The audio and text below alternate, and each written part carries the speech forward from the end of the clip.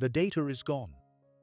While I was relaxing in a cafe, I overheard a beautiful woman at the next table mumble those words. The day before, I had just been fired for covering up a mistake made by a colleague. So I totally understood the panic and hopelessness that come with making a mistake.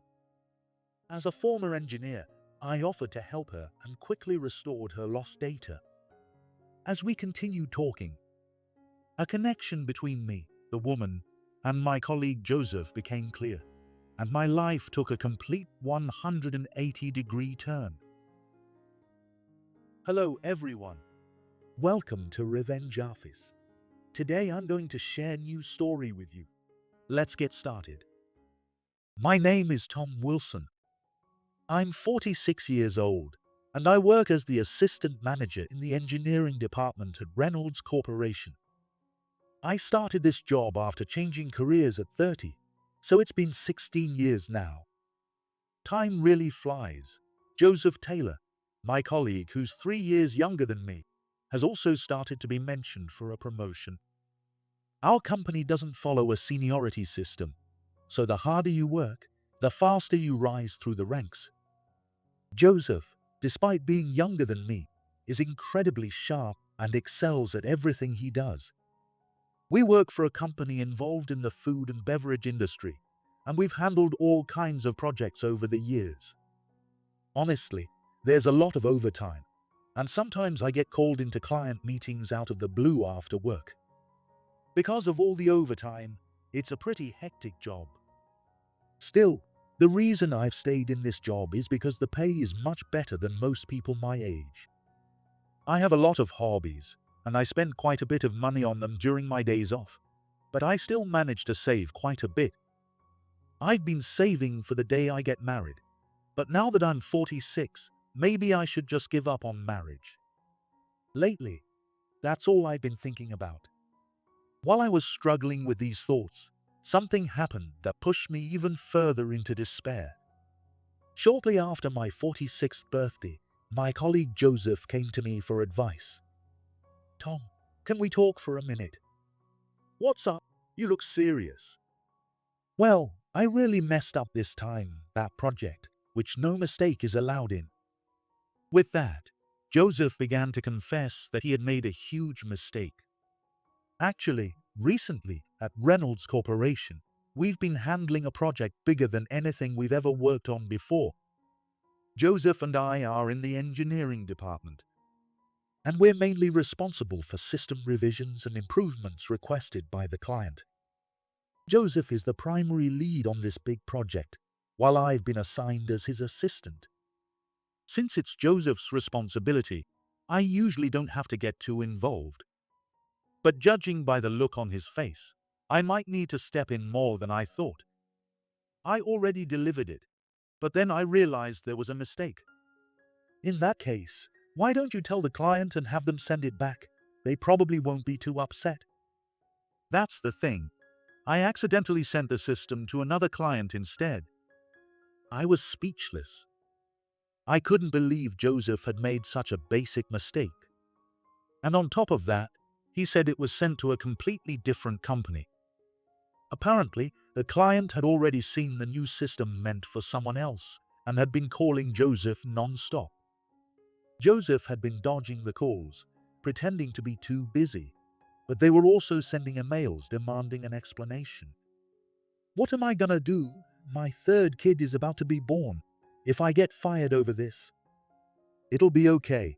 I don't think you need to worry that much.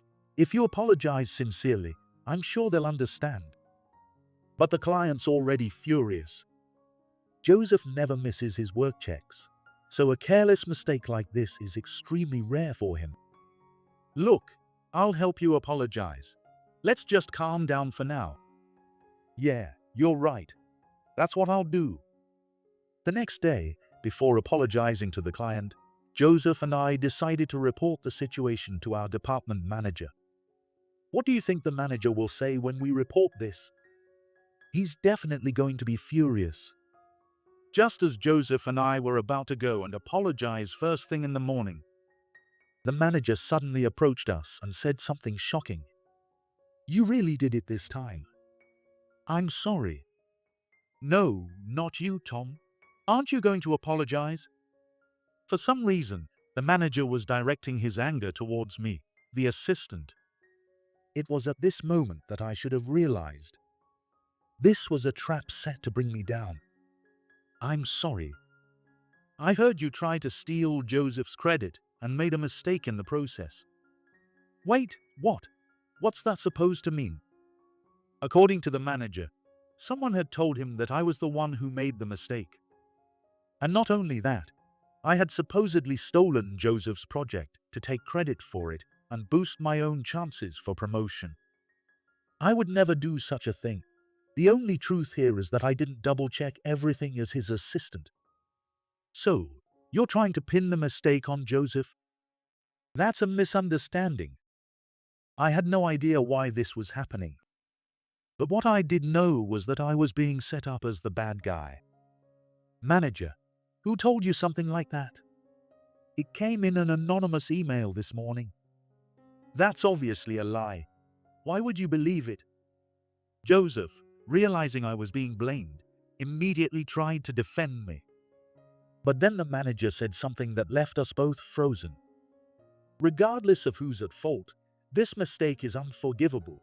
You should both prepare for the possibility of termination. Termination? Of course, we've already received complaints from the client. With that, the manager walked away. What should I do if I get fired? How can I explain it to my family? Joseph. Seeing Joseph so downcast, thinking about his family, I couldn't help but say, "You can just say I made the mistake this time." What? But I'm single. I don't have anyone to protect, so it's fine. That's right. Since I'm single, I should be able to manage even if I get fired. On the other hand, Joseph would be in serious trouble if he lost his job right now. We've been working side by side since we joined the company, and I know just how good of a guy he is. So I figured it would be better for me to take the fall and let Joseph keep his job. Thank you. I owe you one. I'll never forget what you're doing for me. It's fine, besides, I've been wanting to try out different kinds of work anyway. You're such a good guy. Then, I immediately went to the manager and explained the situation. I told him I was the one responsible and that Joseph wasn't involved at all. I'm really sorry. So you were trying to lie your way out of this, huh? I can't forgive that. I'm truly sorry. All I can do is apologize. My dismissal is practically certain. But that's fine. Because if I'm being fired for protecting my comrade Joseph, I can't think of a more honorable way to go. However, in the next moment, I was hit with a harsh reality. You really are just too good of a guy, you know. Why are you laughing? As soon as I returned to my desk after being scolded by the manager, Joseph came up to me, laughing. And then he dropped a bombshell. You really think I'd make such a mistake? I deliberately sent the wrong system to the client. What? What do you mean? Explain yourself. You know that talk about a promotion, apparently, it was between me and you. To my shock, Joseph had devised a plan to ensure his promotion by sabotaging me. If I took the blame for him, that was fine. But if things didn't go as planned, he intended to keep anonymously sending false reports about me to the manager. Why would you do something like that? You've always been an eyesore. And just like that, I was betrayed by Joseph, someone I had thought of as a comrade and a close friend. I tried explaining the situation to the manager, but he wouldn't listen to a word I said. Don't bother coming in tomorrow, you're fired, he told me. So, that day, I packed up my things with a heavy heart and headed home. The next day, I didn't wake up until the afternoon. Even if I went to work, there was no place for me there, and by this time, no one had called from the office. Instead, I received an official termination notice via email from the manager. Consumed by an indescribable feeling, I found myself heading to a nearby cafe. I ordered a coffee and a sandwich and sat at one of the outdoor tables. I took a sip of the coffee, but I couldn't bring myself to eat the sandwich. I never expected to be betrayed by someone I trusted, and I had no appetite. What am I going to do now? As I was lost in thought, a woman sitting next to me quietly muttered something. "My data's gone." I glanced over, and sitting there was a stunningly beautiful woman. The woman seemed pretty anxious, looking at her phone while searching for a solution. "I used to be an engineer, so I think I can help restore it." "Really? Could you take a look, please?" "Of course, this should be easy to fix." And just like that, I ended up helping the woman in distress. "Thank you so much. I was really panicking because I have to meet a client soon." "No problem. I'm glad I could help. A business meeting?" "Yes, my name is Jennifer. I work at Florence Corporation." As she said that, Jennifer handed me her business card. It turns out that Jennifer works at a company where her father is the CEO. She's 40 years old and, like me, single. A CEO, his daughter. No wonder you have such graceful manners. That's embarrassing. Please don't say that. By the way, what's your name? I'm Tom. Actually, I was fired yesterday. Jennifer's eyes widened in surprise. It wasn't something I should have shared with someone I had just met, but I couldn't help myself. Fired? Why? To put it simply, I was betrayed by a colleague I was close to. That's awful. Oh, I need to go now. Please tell me more next time. With that, Jennifer closed her laptop and hurried out of the cafe. A week passed, and I spent my days cooped up at home. I knew I should be job hunting, but I just couldn't find the energy. For the time being, I figured I'd live off my savings while I took some time to recover mentally and physically. As I was lounging around in bed, I got a call from an unfamiliar number. Do you remember me? It's Jennifer, the woman you met at the cafe." "Jennifer, what's going on?" "Actually, there's something I'd really like to talk to you about." When Jennifer gave me her business card, I had shared my number with her. But I never expected her to be the one to reach out. She said she'd prefer to talk in person rather than over the phone, so we arranged to meet at the same cafe where we first met. "Sorry for calling you out of the blue like this." "No problem. What can I do for you today?" "Well, if you haven't found a new job yet, would you consider working for us?" To my surprise, Jennifer's company was short on engineers, and she wanted to hire me. She had already gotten approval from her father, the CEO, so if I agreed, I'd be hired right away. "But I've never even met your father."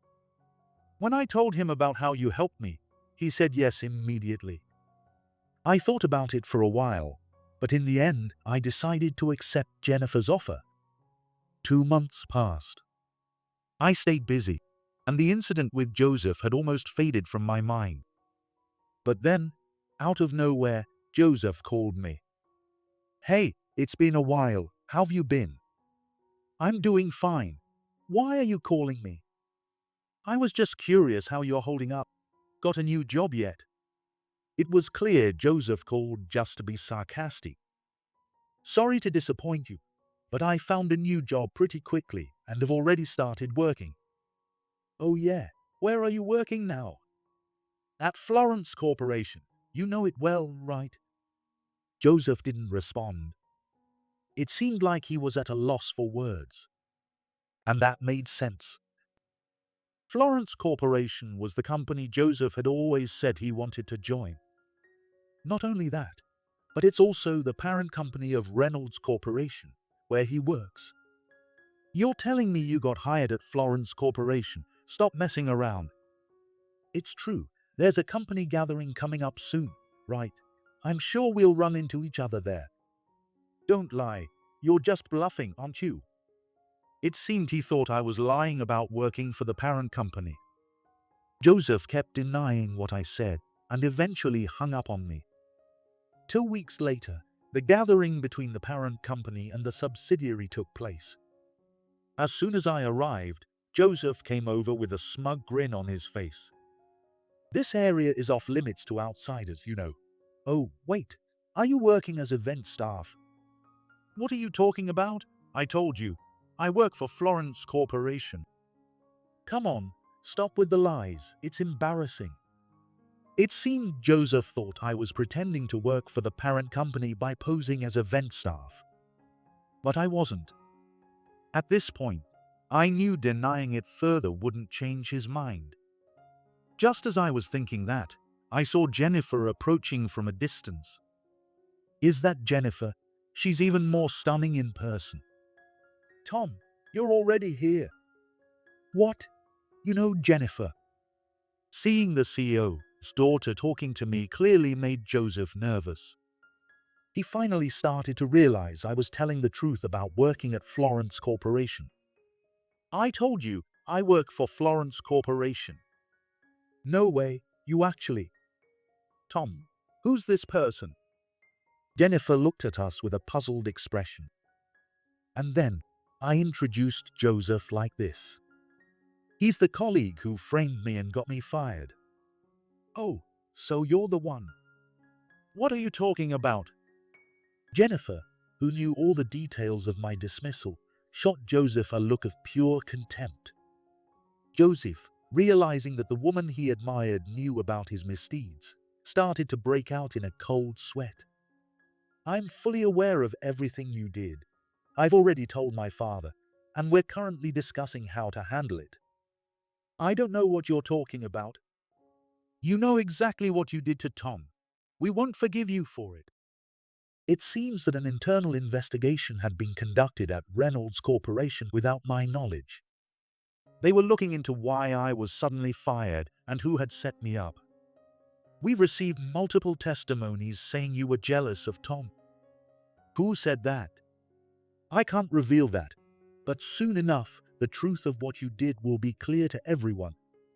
With those words, Jennifer turned and walked away, her hair swaying as she left. I had no idea that such an investigation had been taking place. Joseph must never have imagined his wrongdoing would be exposed either. What should I do if they find out what I've done? This is what they call karma. I think I'll just sit back and watch how this plays out. "Come on, help me out. We're friends, right?" I left Joseph there and followed Jennifer. For the rest of the gathering, Joseph had a vacant look in his eyes. Though some people were concerned, the rumors of his misdeeds had already spread, and no one felt the need to reach out to him. Everyone in the room probably assumed it would be the last time they ever saw him. And sure enough, a few days after the gathering, Joseph received his termination notice. Apparently, after interviewing all the employees, they found that someone had overheard the conversation between me and Joseph. It turned out to be one of those office gossips who was quick to provide testimony. Even more interesting, she had recorded part of our conversation. Not long after, I heard through the grapevine what had become of Joseph. Even after being fired, Joseph apparently couldn't bring himself to tell his family. Every day, he'd put on a suit and pretend to go to work, only to spend the day killing time in the park before returning home in the evening. However, a neighbor saw him in the park, and soon his wife found out. When his wife confronted him, Joseph admitted he'd been fired, but he didn't explain why. So, when she contacted Reynolds Corporation, she heard the whole story about how Joseph had set me up and got me fired. Naturally, she was furious. A father about to welcome his third child doing something so despicable was unforgivable. She stormed out of the house with those words. Joseph was served divorce papers and is now facing criticism from his relatives as well. Although he hasn't signed the papers yet. His wife has hired a lawyer, so it seems like only a matter of time before the divorce is finalized. If he hadn't taken such a cowardly route, he might have been promoted and could have lived happily with his family. I found myself thinking that as I reflected on my memories with Joseph. 5 years after I started working at Florence Corporation, I was promoted to head of the engineering department. It seems my work was recognized. For a moment, I wondered if Jennifer had favored me, but it turns out that wasn't the case. It was my colleagues who had recommended me for the position, saying I was the right person for the job. I'm sure the reason things turned out this way is because I've always been sincere with everyone I've dealt with. Congratulations, I'm so happy for you. Thank you, it's all thanks to you, Jennifer. It's just that your talent was recognized. Tonight, we're celebrating my promotion to department head at a nice restaurant. We're also using this time to talk about what we want to do with our lives moving forward. To tell the truth, Jennifer and I got married 3 years ago. Since becoming husband and wife, we've both worked hard and supported each other. At our age, having kids is difficult, so we decided to live our lives as just the two of us. We both enjoy our work and have kept at it. But now we're finding ourselves with more money than we know what to do with, so we decided to discuss how to spend it. I'd love to go traveling, maybe even around the world. That sounds great. Let's go when we can take some extended time off. Really? Are you serious? Yeah. Jennifer beamed with joy at the thought of traveling the world. I never imagined I'd be lucky enough to have such a wonderful wife. When I was betrayed by Joseph, I was completely despaired, but that actually changed my life to the totally opposite direction. So maybe I should be thankful to Joseph, in a sense.